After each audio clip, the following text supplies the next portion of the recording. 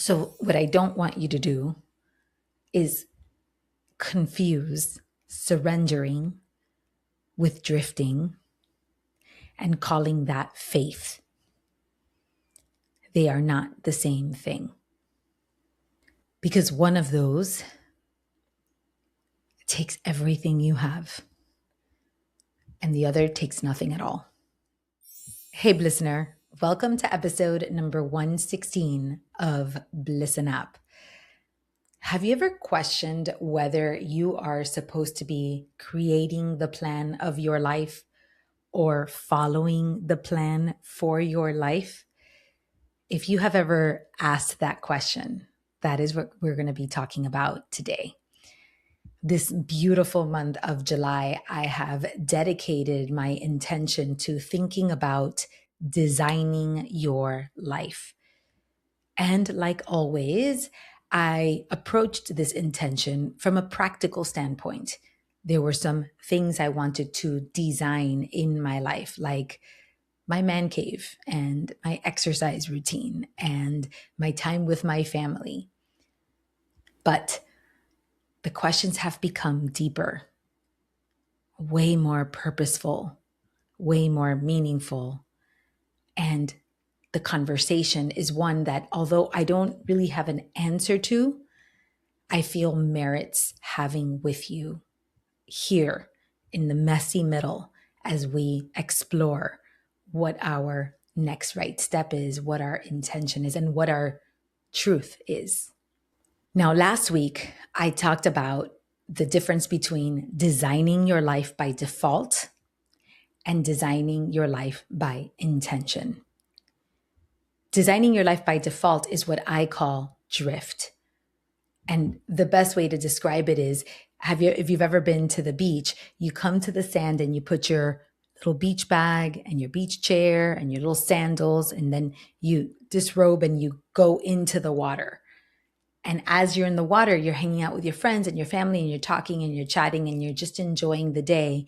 And all of a sudden you look and you realize that you have gone with the current and you are far from your beach chair. Somebody will be like, oh my God, our stuff is all the way over there. We need to get back. And then you have to go against the current, making your way back to find your beach chair because you have drifted. In life, we often drift. And sometimes we forget that we even had the beach chair and the beach bag and the sandals. We forget what our North Star is. So we go with the current. We go with distractions. We go with other people's urgencies. We go with others' expectations. And we start drifting and drifting and drifting from the version of ourselves that we desire to become. Hey, I'm going to take a quick pause from the episode to share this with you. As an inspirational storyteller, I don't only love to speak wisdom into your heart, I also love to write to you. So every Sacred Sunday, I send a love letter to my readers. It is called the Moment of Clarity newsletter, and it is where I share stories and reflections that don't always make it onto the podcast. It's also how I live with intention in real time. I am writing to you fresh and raw every single week. So if you want that kind of wisdom in your inbox every Sunday, go to carolinedepasada.com/love letter and sign up. I will see you there. Designing by intention is a different ballgame. It's about being proactive. It's about naming what matters most, about deciding what your priorities are, about refusing to go with the current, and staying in line with who you want to become. That is the work that I teach. That is the work that I live. And yet this month in July, this concept of design has me thinking about a third option, about another alternative that merits this conversation. And that is the concept of surrendering your life. I read once a book by Michael Singer called The Surrender Experiment. And in that book, he suggests that we have a higher power, a God, a source, a creator that co-creates our life with us and guides us in the direction that we are meant to go from a divine perspective.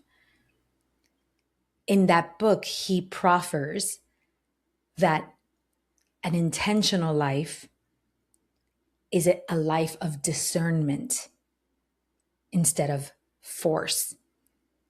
That if you quiet the ego, if you stop the distractions, if you truly listen and pay attention, you will be guided in the direction you are meant to go, in the direction that will serve your highest good, where things will work out in your favor because life is in fact rigged in your favor. He suggests stopping and listening and obeying instead of gritting through, trying to insist and force the direction that you think you are supposed to go in. So then that begs the question, is our job here to decide and design, or listen and obey? Now, I have to give you some context as to where I'm coming from and my background so you could understand how big this question is for me. I have been in the world of personal development since I was 7 years old. I grew up as my father's apprentice, learning concepts and principles such as taking responsibility for everything in your life, putting first things first, learning how to delay gratification, doing what you say you are going to do. I grew up in that world and I am a product of that work. And I have been integrating those principles since I was a little girl. I have lived that kind of life. So I've been practical and pragmatic and sensible. I was a good student. I graduated high school and I went to college. I studied accounting. I got an accounting degree because it was the sensible thing to do. Desire had nothing to do with it. Then I became an attorney. I went to law school, finished law school, graduated, passed the bar, began my career as an attorney. I got married, had my children, followed all of the rules. I was very sensible with money. I've saved always. I've delayed gratification. I've been responsible. I set goals and I set out to achieve those goals. I decided I was going to run a marathon and I did. I decided I wanted to write a book and I did. I wanted to start this podcast and I did. I have been a person who has designed her life with intention. I have decided and I have designed.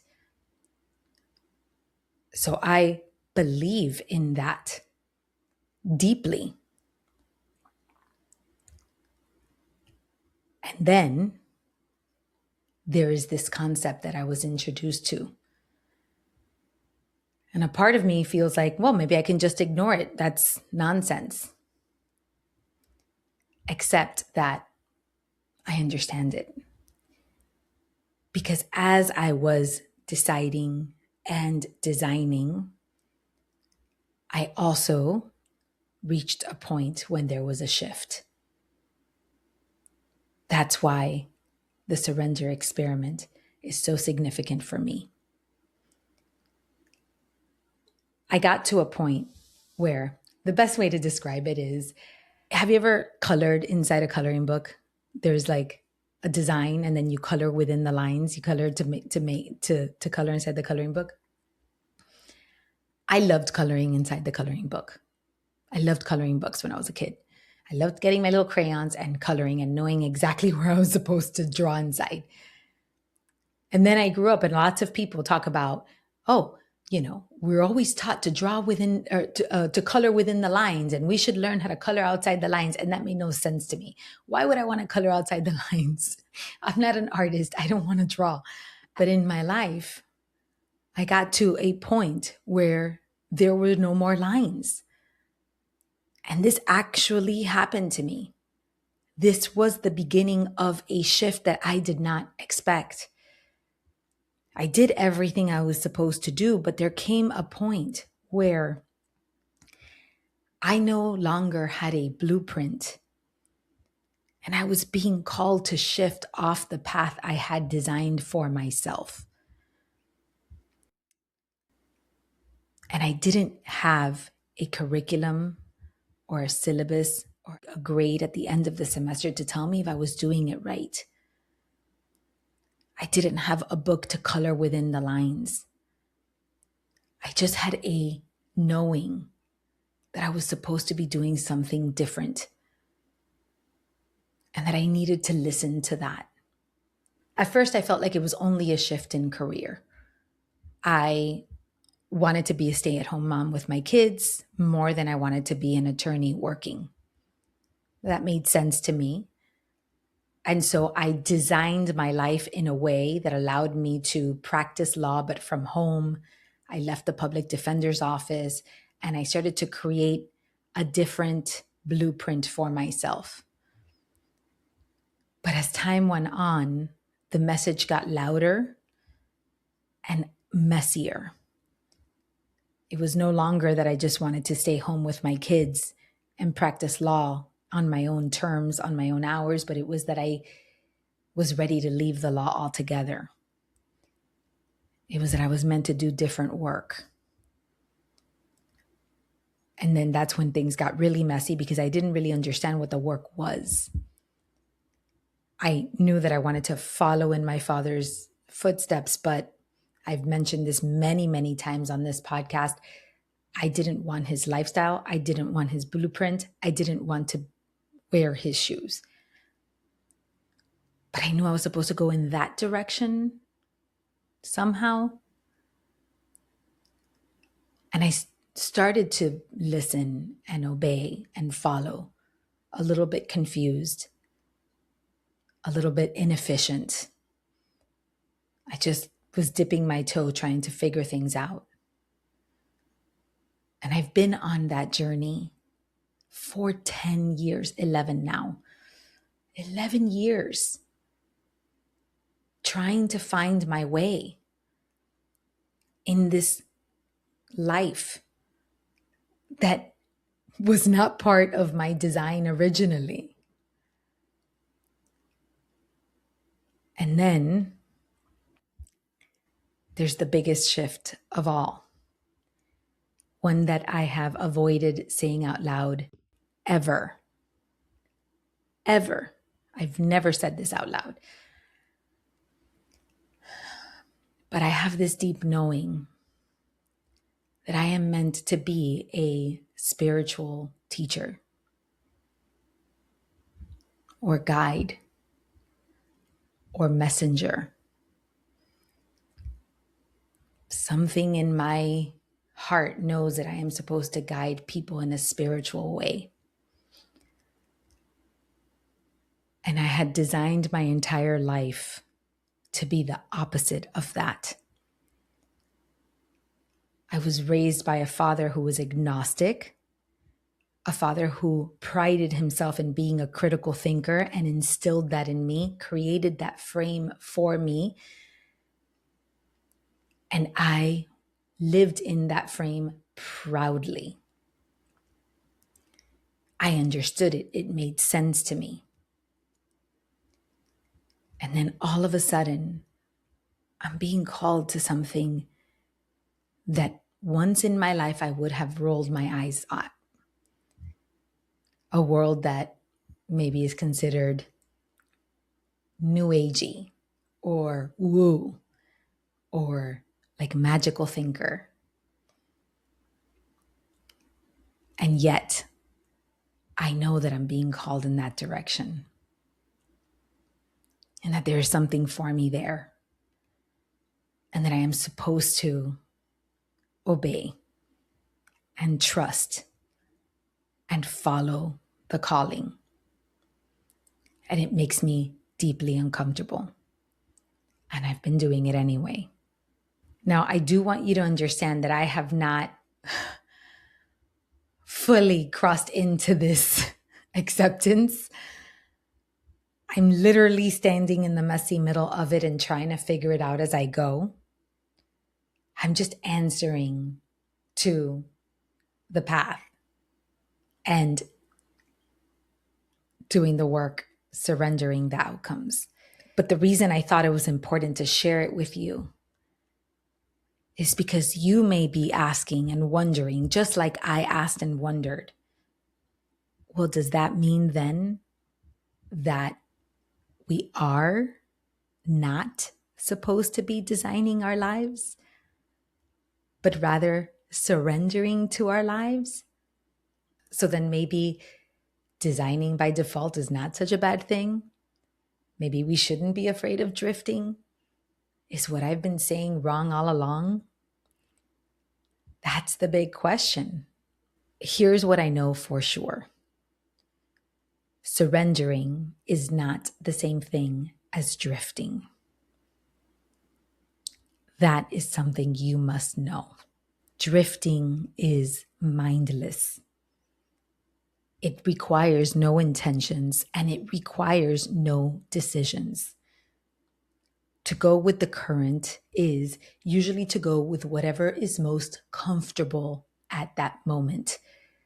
It is to stay within your comfort zone, to stay with what is familiar to you, and to answer to what is most pressing, urgent, or distracting at the moment. Drifting is led by distraction. Surrendering is a discipline. Surrendering requires concentration. It requires reflection. It requires discernment. It is the result of the consistent and unsexy work of removing distractions so that you can actually hear guidance. It is not comfortable and it is not familiar. It often invites you into a path that requires courage. It often invites you to deviate from what you already know and even want to be doing. That is not easy. So what I don't want you to do is confuse surrendering with drifting and calling that faith. They are not the same thing. Because one of those takes everything you have, and the other takes nothing at all. It takes me back to the coloring book.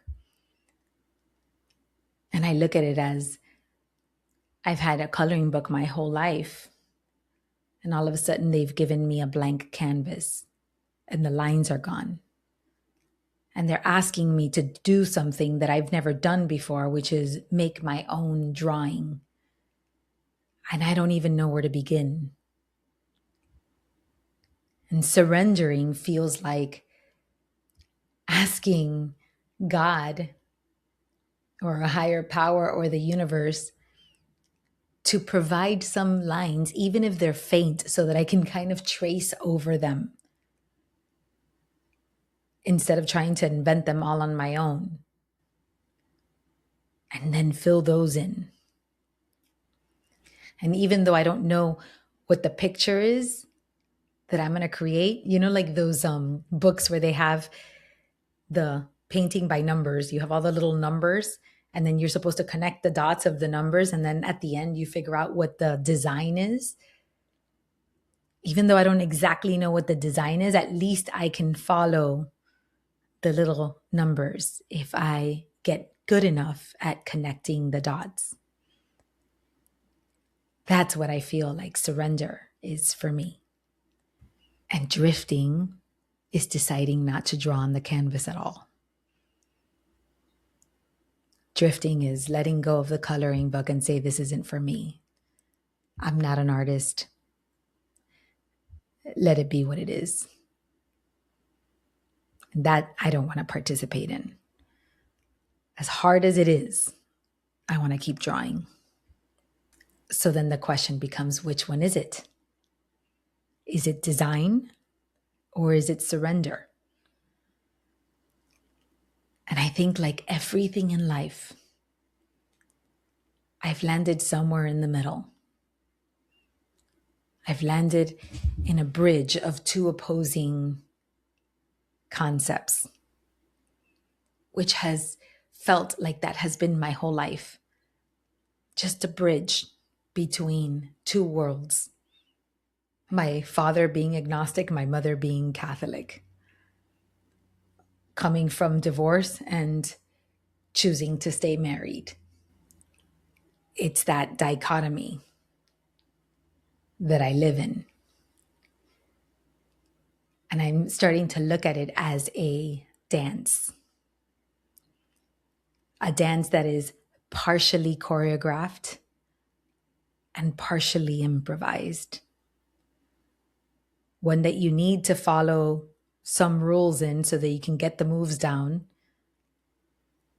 but be able to dance to a different music. I think you get to decide and design whatever is within your control until you run out of lines. And when you run out of lines, you listen and you obey and you surrender so that you can keep dancing. And in that process, you're learning how to draw.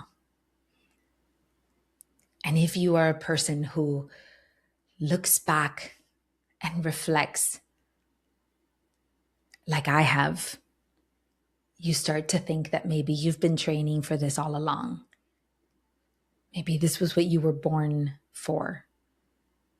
Maybe all the tools in your toolbox have been leading you to this moment. And even though when you're going forward, it makes no sense, when you look backward, it all makes sense. When you look backward, the line looks so much more linear.